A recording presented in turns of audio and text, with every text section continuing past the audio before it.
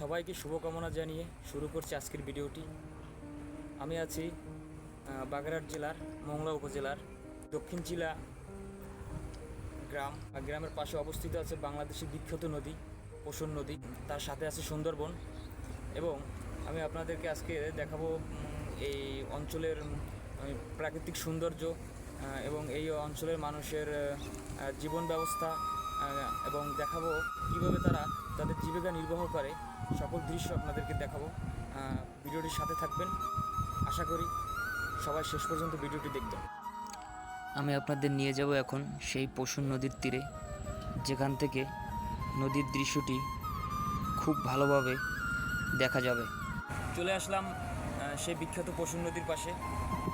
আমি সেই পশুর নদীর তীরে দাঁড়িয়ে আছি এবং আপনাদেরকে দেখাবো যে আসলে নদীর তো দেখাবো, এবং নদীতে মানুষের জীবিকা নির্বাহের যে প্রক্রিয়া, যেভাবে তারা জীবিকা নির্বাহ করে নদীর মাধ্যমে, সেটাও আপনাদের দেখাবো।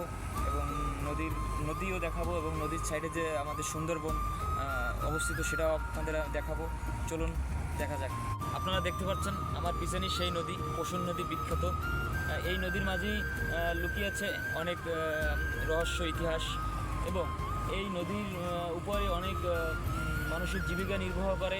এবং এই নদীটা আমাদের বন্দরের সকল কার্যক্রমের অত্যন্ত ভূমিকা রাখে।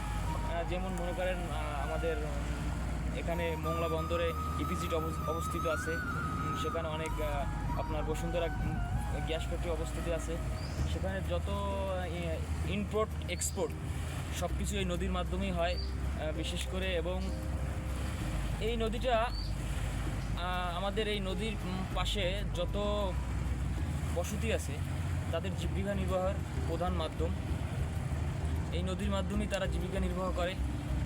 এবং এই নদী প্রাণ তাদের প্রাকৃতিক সৌন্দর্যের, আপনার মংলা বন্দরের প্রাকৃতিক সৌন্দর্যের অপরিসীম একটা দৃশ্য, যেখানে আপনারা না আসলে এটা বুঝতে পারবেন না। তবুও আমি চেষ্টা করতেছি এই ভিডিওর মাধ্যমে আপনাদেরকে সেই মংলা বন্দরের সৌন্দর্য তুলে ধরা, যেটা আপনারা উপভোগ করতে পারবেন। এবং এখানে অনেক ট্যুরিস্ট প্লেস আছে যার মাধ্যমে আপনারা নিরাপদভাবে এই মংলা বন্দর সহ সুন্দরবন কে আপনারা উপভোগ করতে পারবেন। এখানে থেকে সেই সুব্যবস্থাও করা আছে। এটাই সেই পশুর নদী, যে নদীতে অনেক রকমের মাছ উৎপাদন হয়, এবং এই মাছ জেলেরা ধরে বিক্রি করে তাদের জীবিকা নির্বাহ করে। এই নদীতে অনেক প্রজাতির মাছ পাওয়া যায়, যেমন ইলিশ মাছ, বাগদা চিংড়ির পোনা, গলদা চিংড়ির পোনা, চিংড়ি মাছের পোনা, আরও অনেক মাছ আছে।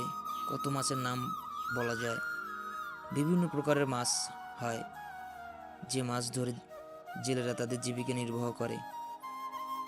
এই নদীটা যেমন মাছ উৎপাদনে বিখ্যাত, তেমনি এই নদীর পাশে অবস্থিত সুন্দরবনটিও সৌন্দর্যের জন্য অনেক বিখ্যাত। আমরা এখন আপনাদের নিয়ে যাব নদীর পাশে অবস্থিত যে ছোট্ট একটা গ্রামের পরিবেশ এবং গ্রামের মানুষের জীবিকা নির্বাহের কিছু দৃশ্য আপনাদের দেখাই। তারা কিভাবে এই নদীর উপর নির্ভরশীল হয়ে এবং নদীর পাশে তারা কিভাবে জীবিকা নির্বাহ করতেছে, কতটা কষ্ট এবং তার ভিতরে কতটা আশা নিয়ে তারা এই নদীর পাশে বসবাস করে, সেটা আপনাদের দেখাবো। চলুন, অবশ্যই ভালো লাগবে দেখলে। আমরা এখন যাব গ্রামের ভিতরে। এই যে আপনারা দেখতে পাচ্ছেন এই নদীর পাশে যে ছোট্ট গ্রামের যে রাস্তা, এখান থেকে যাতায়াতের ব্যবস্থা তারা এখান থেকে যাতায়াত আসা যাওয়া করে, তাদের জীবিকা নির্বাহের মাধ্যম সকল কার্যক্রমের রাস্তা। এটা হলো নদীর পাশে গ্রামের একটি রাস্তা, মাটির রাস্তা, কাদামাটি। বৃষ্টি হলে হাঁটার পরিস্থিতি থাকে না, ভেঙে যায় পানিতে, চলাফেরা করতে অনেক কষ্ট হয়। এটা হলো নদীর পাশের গ্রামে, এর পাশ দিয়ে ছোট ঘের, চিংড়ি মাছের ঘের, যেখানে পোনা চাষ করা হয়, চাষ করে মাছ বড় করা হয়। ঘেরের বাসা আছে। নদীর সাইডে দিয়ে যাচ্ছি আমরা।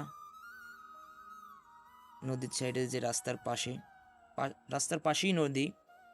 এবং এখানে যে আপনারা এই যে পাইপ দেখতে পাচ্ছেন, এটা নদী খনন করে বালি ভরাট করা হচ্ছে। এই যে রাস্তা দেখতে পাচ্ছেন, আসলে রাস্তার অবস্থা তেমন ভালো না, এখানে হাঁটাচলা করাও কষ্ট, যাতায়াত মালামাল নিয়ে আসা যাওয়া কষ্টের ব্যাপার। নদী আছে। আপনারা যে ট্রলারটি দেখতে পাচ্ছেন, এটি হচ্ছে জেলেদের মাছ ধরার বাহন যন্ত্র। এটার মাধ্যমে তারা মাছ ধরে এবং নদীর মাছ থেকে নিয়ে আসে। পাশেই গ্রাম এবং নদীর পাশেই তাদের ঘর, বসত বাড়ি। ওই যে দেখতে পাচ্ছেন বাড়ি ঘর, এই ঘরেই তাদের বসবাস। ঝড় বৃষ্টি তুফান যাই আসুক না কেন, তাদের এখানে থেকেই মোকাবেলা করতে হয়, তাদের আর কোনো উপায় নেই। এই নদীর পাশেই তাদের জীবন, এই নদীর পাশেই তাদের জন্ম, এখানেই তাদের মৃত্যু। নদী তাদের জীবন, প্রাণ, সব কিছু।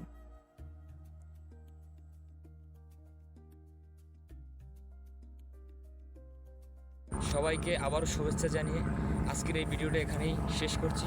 সবাই আমার পেজটি ফলো দিয়ে রাখবেন, একটা লাইক, একটা শেয়ার করবেন এবং ইউটিউব চ্যানেল আছে আমার একটা, সেটা সাবস্ক্রাইব করবেন।